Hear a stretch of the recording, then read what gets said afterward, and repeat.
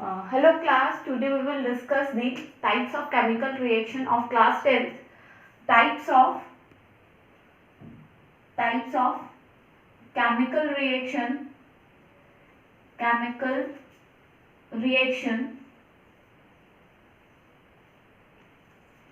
सबसे पहले हम पढ़ेंगे कॉम्बिनेशन रिएक्शन, उसके बाद सेकेंड हम पढ़ेंगे डीकम्पोजिशन रिएक्शन, थर्ड हम पढ़ेंगे displacement reaction and fourth one हम पढ़ेंगे डबल डिस्प्लेसमेंट रिएक्शन। ये चारों की चारों रिएक्शन बहुत ज़्यादा इंपॉर्टेंट है, तो देखते हैं रिएक्शन को। फर्स्ट है combination reaction.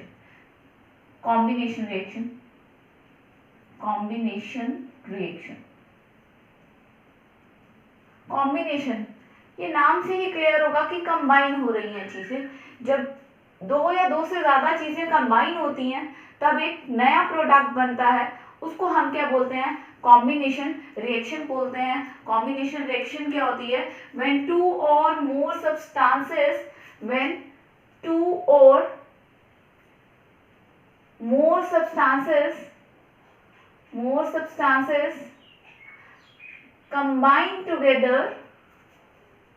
combine together to form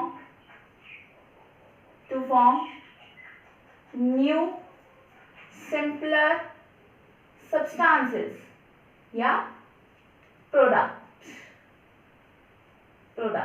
इसे बोलते हैं कॉम्बिनेशन रिएक्शन। देखिए कार्बन लिया, इसकी हमने ऑक्सीडेशन की है। ऑक्सीडेशन का मतलब क्या है? कंबशन की है। कंबशन का मतलब होता है हम किसी चीज को हीट कर रहे हैं in presence of oxygen. Combustion क्या होता है? जहां पर भी ये टर्म यूज होगी कंबशन, तो उसका मतलब क्या है? हम किसी चीज को हीट कर रहे हैं इन प्रेजेंस ऑफ ऑक्सीजन। तो यहाँ पर हम किसी चीज को इन प्रेजेंस ऑफ ऑक्सीजन क्या कर रहे हैं? हीट कर रहे हैं, तो इसको हम क्या बोलते हैं? कंबशन बोलते हैं। एक और कर लेते हैं, मीथेन गैस है जिसका फॉर्मूला क्या होता है? CH4 होता है। इसकी कंबशन की है। कंबशन का मतलब इसको क्या किया? हमने हीट किया है। देखिए दो चीजें क्या हो रही हैं? कंबाइन हो रही हैं। दो चीजें कंबाइन हो गए, एक प्रोडक्ट फॉर्म हो रहा है, तो कार्बन डाइऑक्साइड प्लस H2O। तो ये क्या है? हमारे पास कॉम्बिनेशन रिएक्शन है। इसमें ज्यादातर जो होती है वो हीट रिलीज होती है। जहां पर हीट रिलीज होती है that reaction is known as exothermic reaction. Exothermic reaction क्या होती है? जहां पर हीट क्या होती है? रिलीज होती है, उनको हम क्या बोलते हैं? एक्सोथर्मिक रिएक्शन बोलते हैं। This one is a combination reaction. दोबारा हम रिपीट कर लेते हैं। When two or more substances combine together to form new product और new simpler substances, that reaction is known as combination reaction. Second हम reaction discuss करते हैं, important reaction है।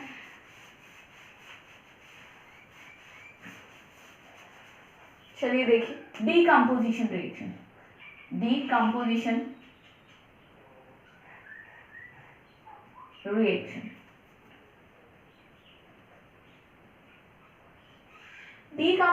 नाम से ही बहुत क्लियर है कि उस चीज को क्या करना है? डीकम्पोज करना है। क्या करना है? डीकम्पोज करना है। इट मींस उसको क्या करना है? ब्रेक डाउन करना है, तोड़ना है। एक सब्सटेंस को दो या दो से ज्यादा सिंपलर सब्सटेंसेस में क्या करना है? ब्रेक डाउन करना है। उसको हम क्या बोलते हैं? डीकम्पोजिशन रिएक्शन बोलते हैं। डीकम्पोजिशन रिएक्शन क्या होता है? when the reactant breaks down into two or more simpler substances,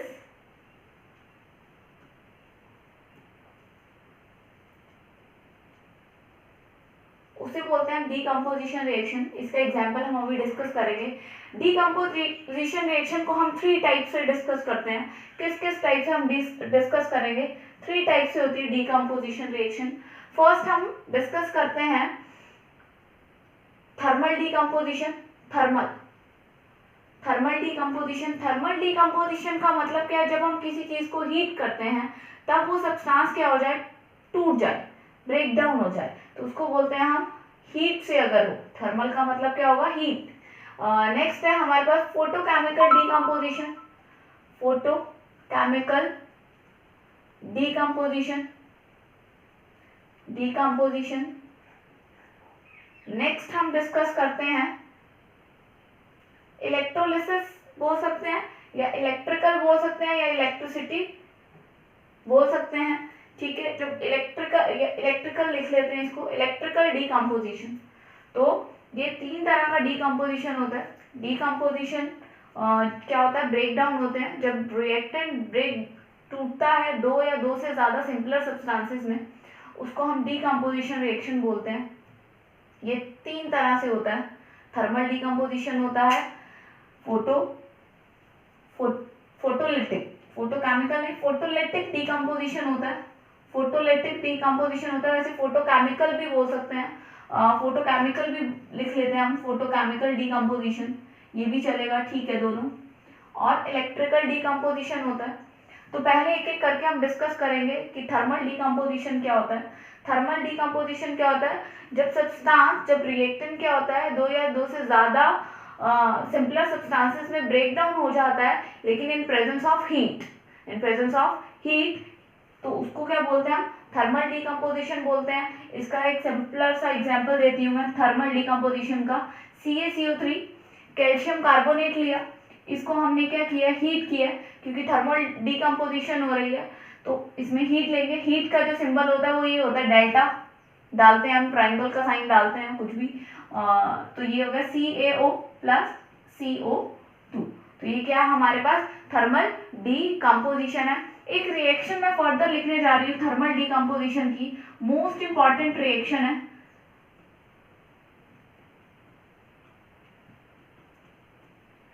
ये जो रिएक्शन मैंने लिखी है, पहले इसको सुन लीजिए, आप ध्यान से सुनिएगा। हमने कैरेक्टरिस्टिक्स पढ़ी थी चेंज इन कलर, कि रिएक्शन होती है, हमें कैसे पता चलेगा कि रिएक्शन हुई है। तो हमने उसमें एक कैरेक्टरिस्टिक पढ़ी थी चेंज इन कलर, कि कलर चेंज होगा तो रिएक्शन हो रही है, मतलब कुछ ना कुछ हो रहा है। तो एक इस पे क्वेश्चन है, फाइनल एग्जाम में आ चुका है, 2 साल पहले 2 साल पहले के बोर्ड के एग्जाम में आया था, कि एक कलरलेस कंपाउंड है। तो कलरलेस कंपाउंड क्या है, ब्लेड नाइट्रेट है, ये कलरलेस होता है, कलरलेस कंपाउंड है। इसको हमने क्या किया, हीट किया। एक कलरलेस कंपाउंड है जिसको हमने क्या किया, हीट किया। हीट करने के बाद उसमें से एक गैस इवॉल्व हुई, वो ब्राउन कलर की गैस थी। तो जो नाइट्रोजन डाइऑक्साइड है वो क्या होती है, ब्राउन कलर की गैस होती है, ब्राउन कलर गैस है। तो रिएक्शन बता रही थी, इसको एक्स बोला था उन्होंने, मैं आपको इसको एक्सप्लेन करती हूँ, मैं इस साइड को रब कर देती हूँ ताकि इस क्वेश्चन को हम, क्वेश्चन भी हो जाए और हमारा टॉपिक भी कवर हो जाए। देखिए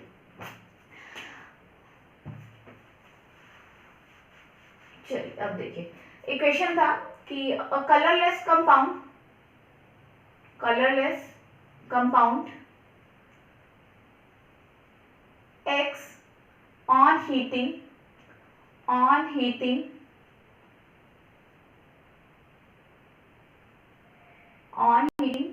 produces a brown gas Y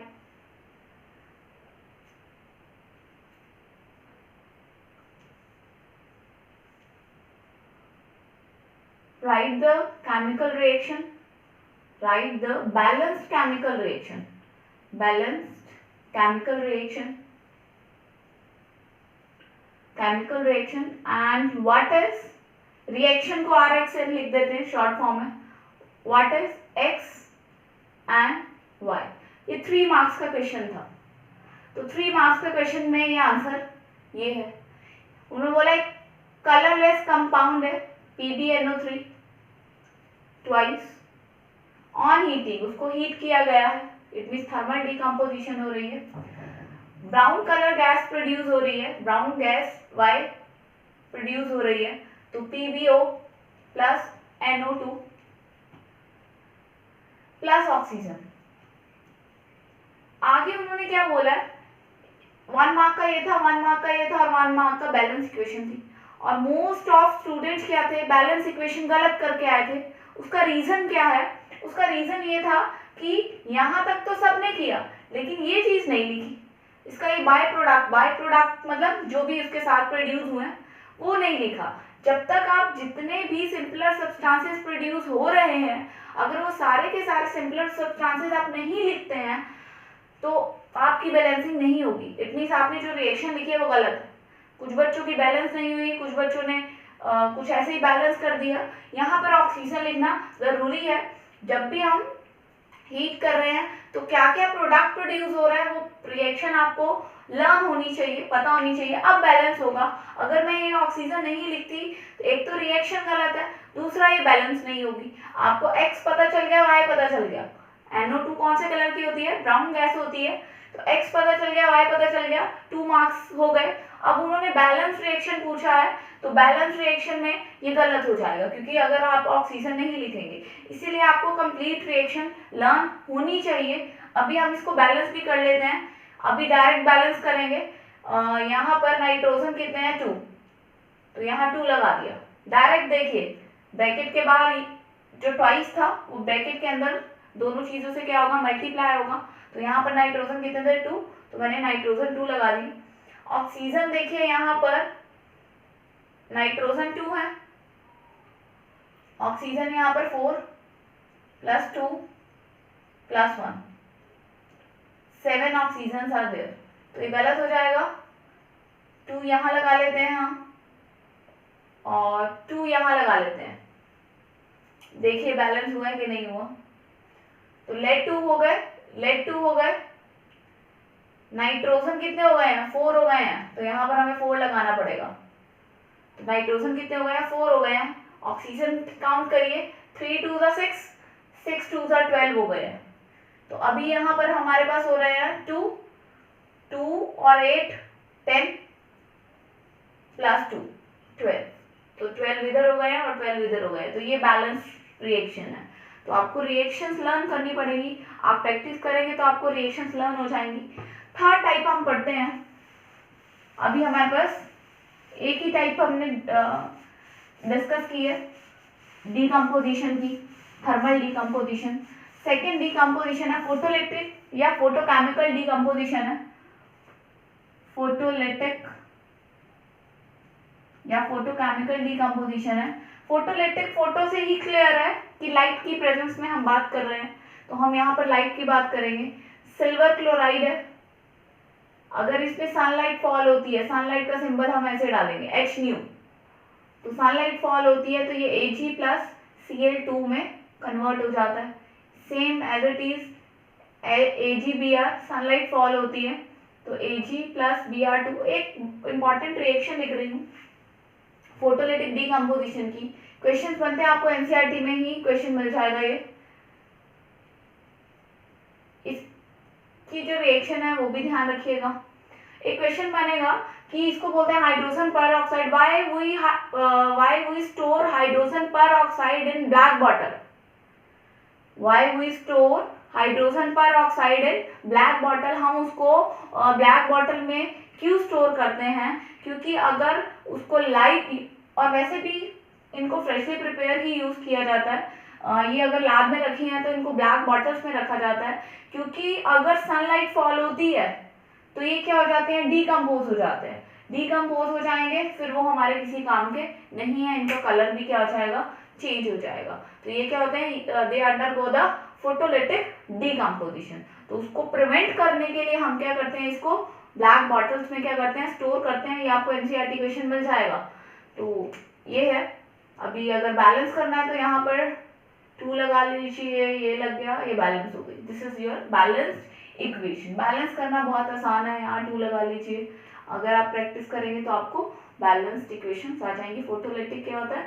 जब सब्सटेंसेस क्या होता है? ब्रेक डाउन होते हैं 2 या मोर सब्सटेंसेस, सिंपलर सब्सटेंसेस में, तो in the presence of sunlight और लाइट, तो उसको बोलते हैं फोटोलिटिक डीकम्पोजिशन। इक्वेशन बनेंगे जब भी आपको पूछा जाएगा कि इस चीज को हम बॉटल में क्यों स्टोर, ब्लैक बॉटल में क्यों स्टोर करते हैं, तो वो अगर ऑक्सीडाइज हो जाएंगे या सनलाइट फॉल हो जाएगी, सनलाइट फॉल होगी, कुछ जगह पे हम ऑक्सीडेशन का कॉन्सेप्ट भी लेंगे, लेकिन अभी नहीं।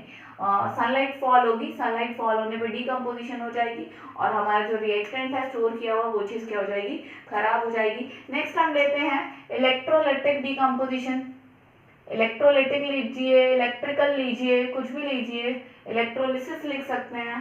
तो इलेक्ट्रिसिटी की प्रेजेंस में जब बात होती है, जब हम किसके प्रेजेंस में बात करते हैं, इलेक्ट्रिसिटी की प्रेजेंस में बात करते हैं, तो उसको इलेक्ट्रोलाइटिक डीकम्पोजिशन बोलते हैं। वाटर ले लेते हैं, इलेक्ट्रिसिटी इसमें हमने क्या किया, पास किया, तो ये क्या हो गया, वाटर जो है वो डीकम्पोज हो गया। इस रिएक्शन को हम बैलेंस कर लेते हैं। इस रिएक्शन को देखिए हम बैलेंस कैसे करेंगे, यहाँ हमने 2 लगाया और यहाँ हमने 2 लगाया, this is your balanced equation. Electrolytic क्या होता है, इलेक्ट्रिसिटी की प्रेजेंस में क्या होता है, चीजें क्या होती हैं, डीकम्पोज होती हैं। यहाँ पर भी इक्वेशन बनता है, एनसीईआरटी इक्वेशन ही बनेगा यहाँ पर। वो बोल रहे हैं कि जब हम H2O को ब्रेक करते हैं, H2O में से इलेक्ट्रिसिटी पास करते हैं, तो जो हाइड्रोजन है और जो ऑक्सीजन है उसकी जो रेशो होती है 2:1 होती है। 2:1 होती है क्योंकि वाटर किसका बना होता है, 2 हाइड्रोजन का बना होता है और एक ऑक्सीजन में होता है, उसमें 1 ऑक्सीजन एटम होता है। तो इस वजह से वो उनकी जो रेशो होती है वो क्या होती है, 2:1 होती है। और यहाँ पे हमारी रेशो क्या आई, 2:1। अगर आप यहाँ पे भी देखेंगे तो 2:1 आई।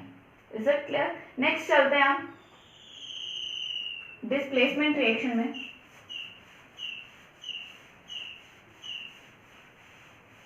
चलिए देखिए,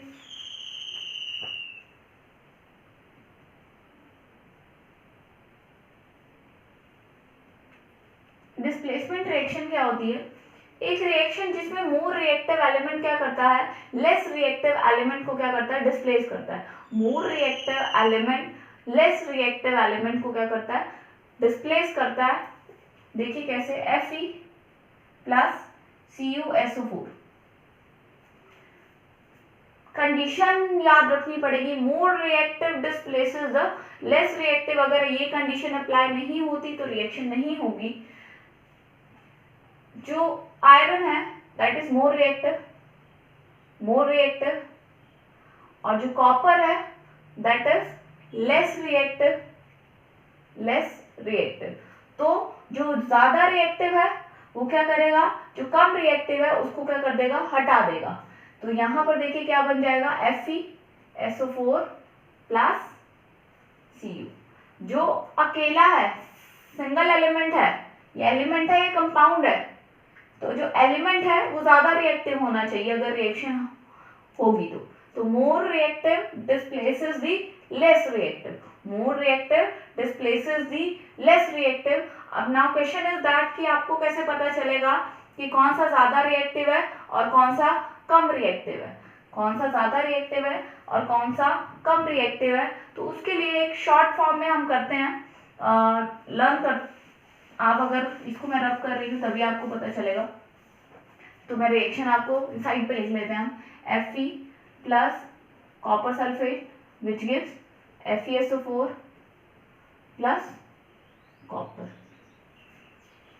देखिए popular means potassium and potassium is represented by K. Popular scientist can make a zoo in the low humid country more satisfactorily. ये आपको लर्न करना है। Popular scientist can make the low humid country more satisfactory, you in the low humid country more satisfactory. S means sodium, sodium is represented by Na. Calcium Ca, ये reactivity series है।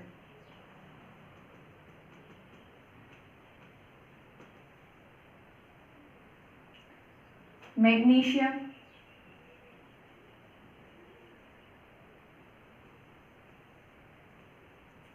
Aluminium, अभी और भी series है, उनमें और भी elements होते हैं, लेकिन अभी आप ये लर्न कर लीजिए, आपको बाकी एलिमेंट्स अभी ज़रूरत नहीं है। जिंक अगर ज़रूरत पड़ेगी तो हम उसको साथ साथ डिस्कस करते रहेंगे। आई फॉर आयरन, आयरन का symbol Fe। T, T for tin, tin का सिंबल Sn। लो, L lead, Pb। Hydrogen, country का मीन्स कॉपर। मर्क्यूरी, मर्क्यूरी का सिंबल Hg।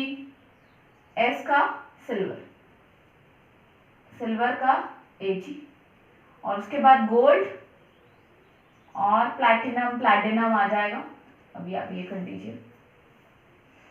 तो रिएक्टिविटी सीरीज क्या होती है, इसकी डेफिनेशन भी बनती है। रिएक्टिविटी सीरीज क्या होती है, जब हम एलिमेंट्स को अरेंज करते हैं मोर रिएक्टिव से लो रिएक्टिव तक, हाईली रिएक्टिव से low reactive, when the elements arranged high reactive element to low reactive element. तो ये जो ऊपर वाले होंगे वो बहुत ज्यादा रिएक्टिव होंगे, हाई रिएक्टिव होंगे, रिएक्टिव होंगे, और जो नीचे जाते जाते जाते जाते रिएक्टिविटी क्या हो जाएगी, कम हो जाएगी। रिएक्टिविटी क्या हो रही है, डिक्रीज हो रही है। जब हम टॉप से डाउनवर्ड डायरेक्शन में जाते हैं तो रिएक्टिविटी क्या होती है, डिक्रीज होती है। When we move top to bottom reactivity get decreases. ध्यान से सुनिएगा, यहाँ पर आयरन है, मैंने बोला कि जो एलिमेंट होगा ये कंपाउंड है, ये कंपाउंड है और ये क्या एलिमेंट है, एलिमेंट रिएक्टिव होना चाहिए। More reactive element displaces the less reactive element in compound. जो मोर रिएक्टिव एलिमेंट है वो डिस्प्लेस करता है लेस रिएक्टिव एलिमेंट को इन कंपाउंड। ये पूरा कंपाउंड है तो इसका रिएक्टिव होना जरूरी है। अगर रिएक्शन होती Cu प्लस FeSO4 तो ये रिएक्शन नहीं होती, क्योंकि ये क्या है, लेस रिएक्टिव है। तो लेस रिएक्टिव मोर रिएक्टिव को कंपाउंड में से डिस्प्लेस नहीं कर सकता, तो रिएक्शन नहीं होगी। तो यहाँ देखिए आपको कैसे पता चलेगा, मैंने बोला कि यहाँ पर रिएक्टिविटी ज्यादा होगी। पहले आयरन को हम, ये रहा Fe आयरन, और कॉपर का ये रहा। ऊपर वाले की रिएक्टिविटी क्या है, ज्यादा, क्योंकि टॉप टू बॉटम रिएक्टिविटी क्या है, कम हो रही है। तो टॉप टू बॉटम इसकी रिएक्टिविटी से यहाँ पर रिएक्टिविटी क्या हो रही है, कम हो रही है। तो ये ज्यादा रिएक्टिव है और ये क्या है, कम रिएक्टिव है। क्या है, ये ज्यादा रिएक्टिव है और दूसरा क्या है, कम रिएक्टिव है। तो इस बात का आपको क्या रखना है, ध्यान रखना है। Is it clear? तो आप ध्यान रखिएगा कि मोर रिएक्टिव कौन सा है और लेस रिएक्टिव कौन सा है। आगे देखिएगा, इज इट क्लियर? तो ये हमारी रिएक्शन है। अगर ये नीचे से आपको नहीं दिख रहा तो मैं थोड़ा सा ऊपर लिख देती हूँ, ह्यूमिड के बाद ऊपर लिख देते हैं, low humid country, country more satisfactorily. Country में कॉपर, Cu, मर्क्यूरी, Hg, और सिल्वर Ag, और इसके बाद आता है गोल्ड। प्लेटिनम, प्लेटिनम भी इसी के बाद आते हैं, तो अभी फिलहाल इतना कर लीजिए। प्लेटिनम आएगा, उसके बाद प्लेटिनम आएगा। तो ये आपकी रिएक्टिविटी सीरीज है जिसमें एलिमेंट्स को अरेंज किया गया according to their reactivity, high reactivity to low reactivity. तो ये डेफिनेशन है। अगर आपको रिएक्टिविटी सीरीज पूछी जाती है, आपको डिफाइन करना है, और अगर आप ये क्वेश्चन 2 मार्क्स में और 3 मार्क्स में है तो आपको रिएक्टिविटी सीरीज लिखनी पड़ेगी और बताना पड़ेगा कि जो ऊपर है वो रिएक्टिविटी ज्यादा है और नीचे ये रिएक्टिविटी सबसे कम है, लो रिएक्टिव है। हमें पता है गोल्ड, प्लेटिनम, प्लेटिनम रिएक्ट नहीं करते हैं। और रिएक्शन कब होगी, जब एक एलिमेंट दूसरे एलिमेंट को डिस्प्लेस करेगा, लेकिन कहाँ से, कंपाउंड में से। इसे क्लियर? तो उसको डिस्प्लेसमेंट रिएक्शन बोलते हैं। और ये वाली जो रिएक्शन है स्लो होती है, क्योंकि एक को दूसरी जगह से रिमूव करना या हटाना मुश्किल होता है। तो ये क्या है, स्लो रिएक्शन होती है, धीरे धीरे ये रिएक्शन होती है। लास्ट रिएक्शन हम डिस्कस करते हैं, double displacement reaction. Double displacement reaction, displacement reaction, double displacement reaction है। रिएक्शन को RxN से लिख देते हैं। डबल डिस्प्लेसमेंट रिएक्शन क्या होता है, म्यूचुअल एक्सचेंज होता है। देखिए कैसे,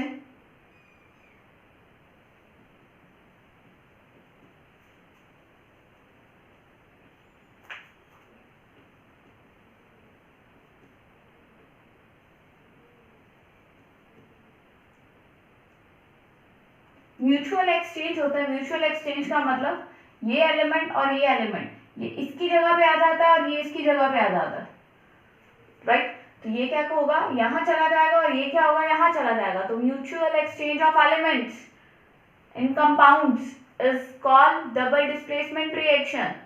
ये नहीं है कि ये इसको हटा रहा है, ये इसको हटा रहा है और ये इसको हटा के उसकी सीट पे आ रहा है, तो उसको बोलते हैं डबल डिस्प्लेसमेंट रिएक्शन। और इस रिएक्शन, ये रिएक्शन बहुत जल्दी होती है। तो अगर आपको डिस्प्लेसमेंट और डबल डिस्प्लेसमेंट में एक तो डेफिनेशन बन जाएगी, डिस्प्लेसमेंट और डबल डिस्प्लेसमेंट में अगर हम डिफरेंस करते हैं, डिस्प्लेसमेंट का फर्स्ट पॉइंट क्या बनेगा, डिस्प्लेसमेंट और डबल डिस्प्लेसमेंट है, डबल डिस्प्लेसमेंट है। तो इसमें क्या होगा, less react more reactive displace करेगा लेस रिएक्टिव और डबल डिस्प्लेसमेंट में क्या होगा, म्यूचुअल एक्सचेंज होगा। म्यूचुअल एक्सचेंज अंडरस्टैंडिंग से होगा कि हाँ जी आप मेरी सीट पे आ जाइए, आप मेरी सीट पे आ जाइए, तो उसको बोलते हैं म्यूचुअल एक्सचेंज। दूसरा मैंने बताया था डिस्प्लेसमेंट रिएक्शन क्या होती है, स्लो होती है, और ये क्या होती है, फास्ट रिएक्शन होती है, और ये क्या होती है, बहुत जल्दी होती है, क्योंकि म्यूचुअल एक्सचेंज है और डिस्प्लेसमेंट में डिस्प्लेस करना है। और थर्ड पॉइंट देखिए, बहुत इंपॉर्टेंट पॉइंट है, जब भी डबल डिस्प्लेसमेंट होगी उसमें पीपीटीज फॉर्म होंगे ही होंगे। प्रेसिपिटेट्स को पीपीटीज बोला जाता है। तो हाँ, अगर हम रिएक्शन देखेंगे तो हमें नीचे व्हाइट कलर के या किसी भी कलर के, मोस्टली हमें व्हाइट कलर के पीपीटीज दिखाई देते हैं। तो यहाँ पर AgCl के व्हाइट पीपीटीज हमें दिखेंगे, नीचे कुछ पार्टिकल्स हमें दिखाई देंगे, तो उनको बोलते हैं प्रेसिपिटेट। तो डबल डिस्प्लेसमेंट रिएक्शन जब भी होगी उसमें प्रेसिपिटेशन होगी, तो इसीलिए इसको क्या बोलते हैं, प्रेसिपिटेशन रिएक्शन बोलते हैं। इसे क्या बोलते हैं, प्रेसिपिटेशन रिएक्शन बोलते हैं। Is it clear? और इसे क्या बोलते हैं हम, नॉन प्रेसिपिटेटिव। इसमें लिखेंगे PPTs doesn't form, PPTs form नहीं होते, डजंट फॉर्म, इसमें पीपीटीज फॉर्म नहीं होते हैं। नेक्स्ट है फोर्थ, आपका डिफरेंस बन जाएगा एग्जाम्पल। तो आप एग्जाम्पल दे सकते हैं, मैंने एग्जाम्पल लिखा है। तो मोस्ट इसमें क्या हो रहा है, म्यूचुअल एक्सचेंज हो रहा है एलिमेंट्स का इन कंपाउंड्स। तो और यहाँ पर ये जो सिंबल डाला है एरो डाउनवर्ड, जो डाउनवर्ड का सिंबल होता है वो प्रेसिपिटेट्स पीपीटीज का होता है, और जो अपवर्ड डायरेक्शन में सिंबल होता है वो गैसेस का होता है। तो ध्यान रखिएगा इस सिंबल। तो डाउनवर्ड में किसका सिंबल होता है, पीपीटीज का, प्रेसिपिटेट बनते हैं। तो ये आपकी 4 रिएक्शन थी। आई होप कि आपको क्लियर हो गई होंगी। अगर आपको हमारा वीडियो पसंद आया तो लाइक करें, चैनल को सब्सक्राइब करें और शेयर करें। Thank you so much.